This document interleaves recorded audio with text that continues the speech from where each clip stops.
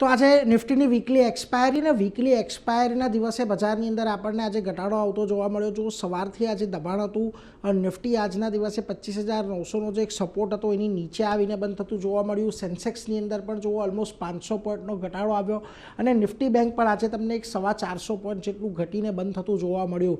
વેલ, mid cap અને small કેપની અંદર પણ આજના દિવસે તમને એક દબાણ આવતું જોવા મળ્યું. બંનેમાં ઓલમોસ્ટ 1% દબાણ આવ્યું. હવે ખાસ કરીને એફઆઈએસની વેચવાલી તો એક તરફ છે જ, પરંતુ રૂપિયાની અંદર વધતી નીચલા સ્તરને લઈને પણ ખાસ કરીને બજારની અંદર આપણને એક ચિંતા આવતી જોવા મળી. હવે મોટેભાગના સેક્ટર આજે તમને લાલ નિશાનની અંદર બંધ થતા દેખાયા છે.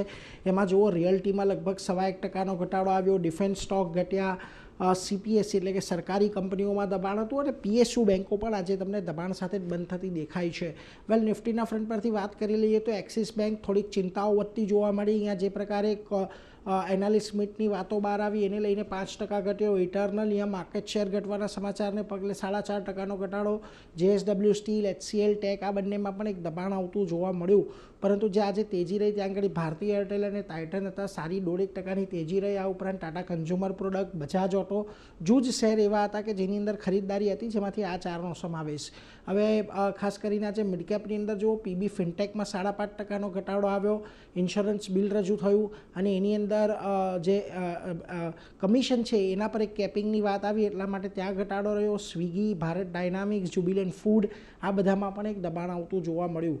જ્યાં ખાસ કરીને આજે તેજી રહી ત્યાં જુઓ supreme industry, Bharti Hexacom, Astral, Tata communication જેવા કાઉન્ટર હતા કે જ્યાં થોડી ઘણી તમને મિડકેપના ફ્રન્ટ પરથી ખરીદદારી આવી.